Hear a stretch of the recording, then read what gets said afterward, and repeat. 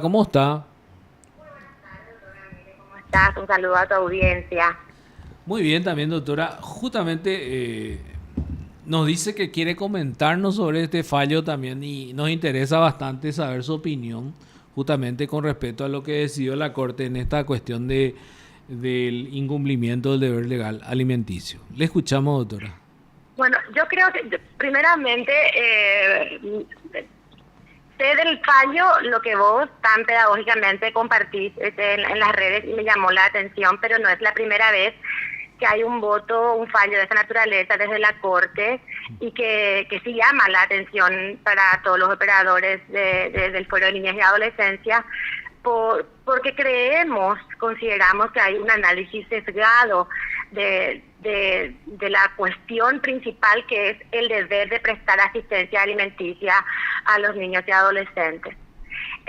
No puedo hacer un juicio de valor sobre el fallo en sí y tampoco llevar esto ni una crítica de la idea de los opinantes en el mismo, pero sí destacar la preocupación respecto a cómo no se está tomando con la debida seriedad los hechos punibles contra los niños y en particular los hechos punibles del incumplimiento al deber legal alimentario. ¿Por qué?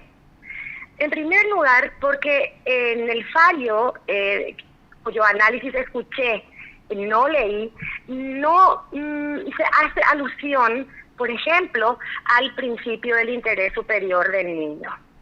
Porque finalmente la previsión constitucional de que una de las dos únicas causas en que pueda haber prisión por deuda en el Paraguay es por el incumplimiento al deber legal alimentario. Sí. Y esta previsión constitucional tiene que analizarse, armonizarse con el artículo 55 de la Constitución Nacional, que habla de que el Estado fomentará y protegerá la paternidad y maternidad responsables, por un lado. Por otro lado, tenemos el artículo 3 de la Convención de las Naciones Unidas por los Derechos del Niño, ratificada por la Ley 57/90, que establece que en todas las instancias, en todos los órganos administrativos o jurisdiccionales, se tiene que considerar el interés superior del niño. Esta misma disposición 3 se tiene que armonizar con el artículo 18 también de la Convención, que garantiza el rol protagónico de los padres en la garantía de los derechos del hijo. Y a su vez el artículo 27 de la Convención, que dice que los estados parte de la Convención deben adoptar todas las medidas posibles y necesarias para que las personas responsables financieramente por el niño, en este caso de prestar alimentos al niño, efectivamente cumplan este deber. ¿A qué quiero llegar?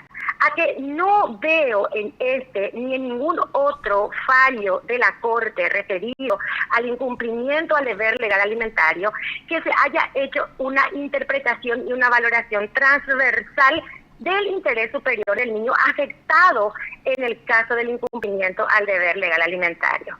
Aquí es muy importante recordar que el principio del interés superior es dinámico, no tiene un concepto único, debe evaluarse siempre en cada contexto. Y es también muy importante tener en cuenta las observaciones del Comité de Derechos del Niño, que controla el cumplimiento de la Convención, precisamente, que dice que el interés superior es un principio que tiene tres fases. En primer lugar, como un derecho sustantivo, porque tiene que ser considerado el interés superior del niño primordialmente en todos los asuntos. El segundo aspecto es que es un principio jurídico interpretativo fundamental y como un principio para interpretar es una de las columnas de la doctrina de la protección integral. Y en el tercer eje es una norma de procedimiento.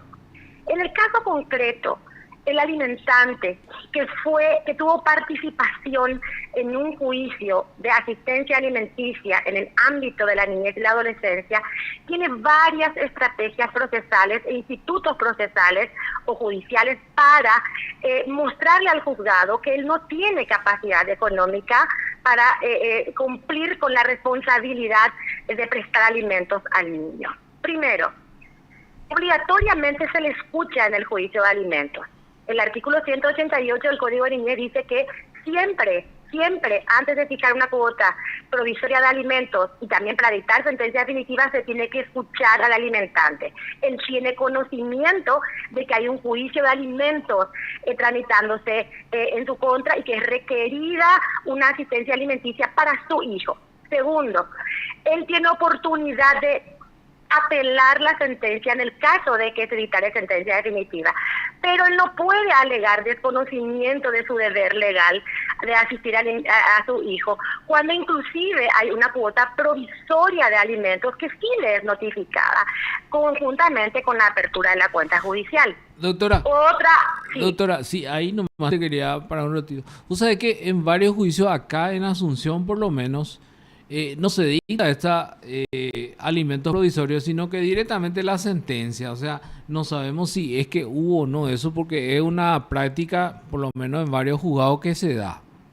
Bueno, idealmente no tendría luego que perderse tiempo con la fijación provisoria cuando, y ahí te agradezco mucho la pregunta, doctor, o el aporte, Sí, porque hay una mala praxis a nivel nacional respecto al planteamiento del juicio de asistencia alimenticia. sí. En el juicio de alimentos solamente dos aspectos hay que probar. Uno, el derecho en virtud del cual se reclama alimentos. Y dos, la capacidad económica aproximada del alimentante. ¿Qué quiere decir esto? Que en el escrito de planteamiento de la demanda o de requerimiento de la asistencia se tiene que detallar, hacer una aproximación a la actividad económica o al nivel de vida del alimentante. Sí, y además la citación al alimentante bajo percibimiento de que si no comparece sin causa justificada, se tiene como ciertas las afirmaciones de la actora. En estos casos, se celebra que el juzgado, si no comparece al alimentante, dicta sentencia definitiva teniendo en consideración lo alegado por la parte actora cuando por lo menos hace referencia a la capacidad económica del alimentante. Por un lado. Pero no siempre el que plantea alimentos hace relación detallada de la capacidad económica o de la actividad económica del alimentante. Y esto me lleva a pensar de que cuando la Corte dice muy razonablemente en el fallo que no se sanciona al que no puede, sino al que no quiere, pareciera que está analizándose la situación desde la situación del trabajador que tiene un ingreso o una actividad económica formal. ¿Y qué pasa con el informal? ¿Cómo vamos a verificar la capacidad económica del alimentante que tiene una actividad económica informal? Mínimamente hay que hacer un estudio socioambiental comparativo de las condiciones de vida de quien debe prestar alimentos y de quien debe recibir. Porque el Código de Niñez prevé que en la hipótesis de que no se pueda acreditar la capacidad económica del alimentante, la ley presume que al menos percibe el salario mínimo legal.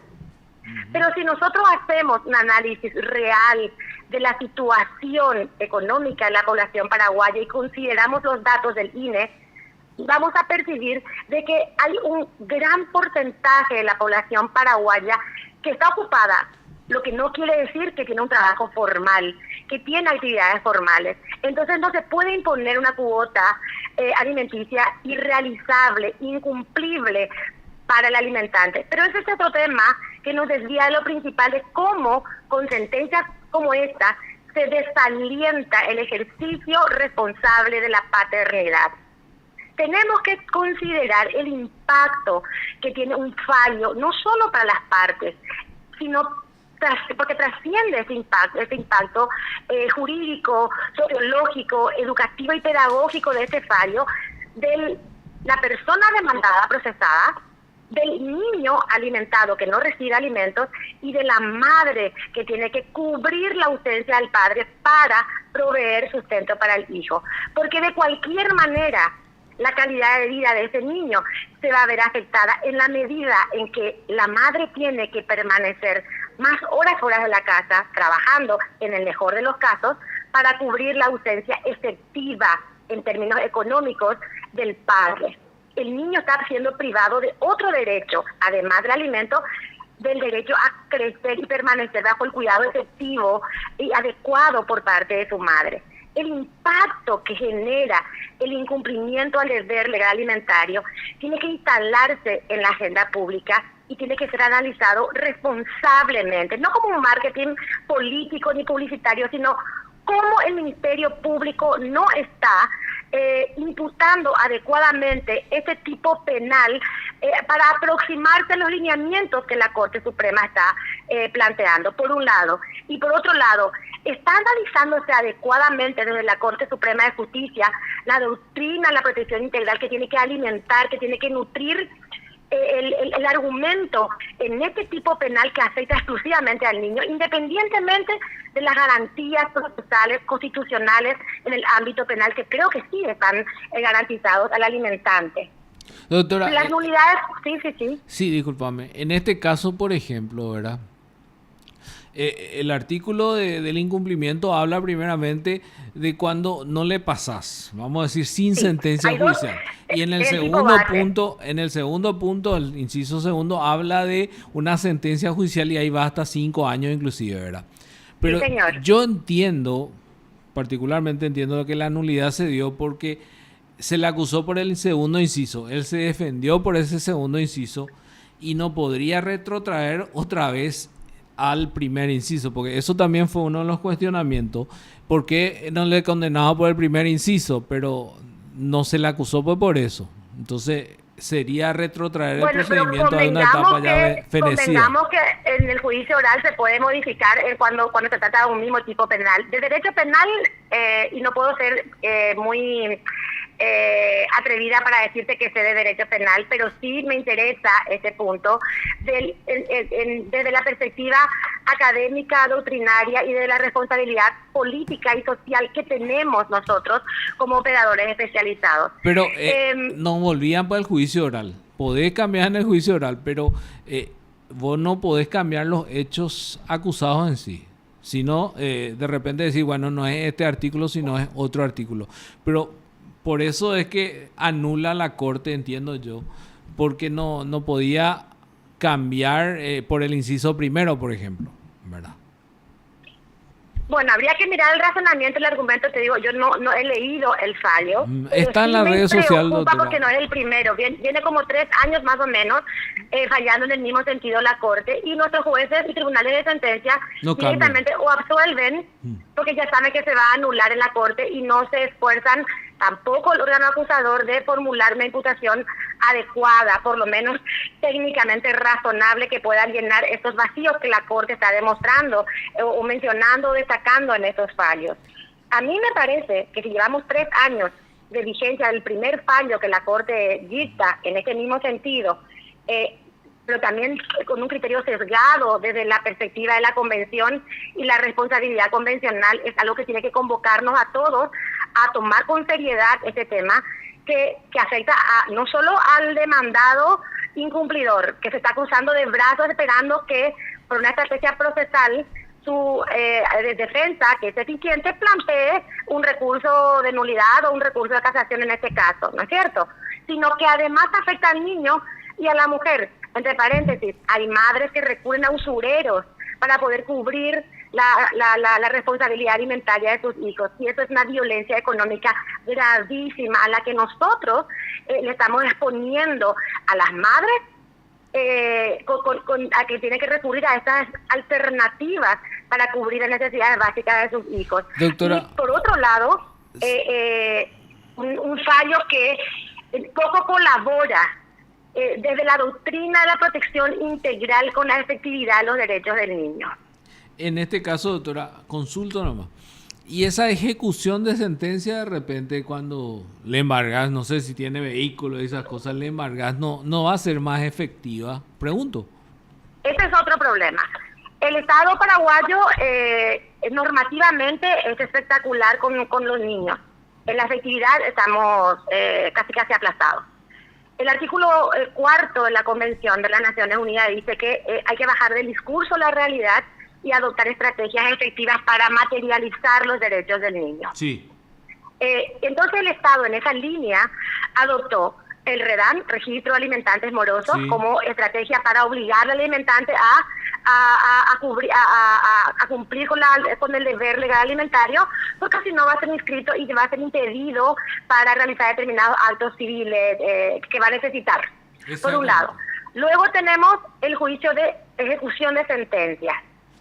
Es un juicio que penosamente en nuestro Código de la Niñez no ha incorporado como con un procedimiento especial, se aplica el Código Procesal Civil, que formaliza, que es costoso y que además es inocuo, inservible cuando el alimentante no tiene recursos económicos o no tiene bienes para embargar o ejecutar.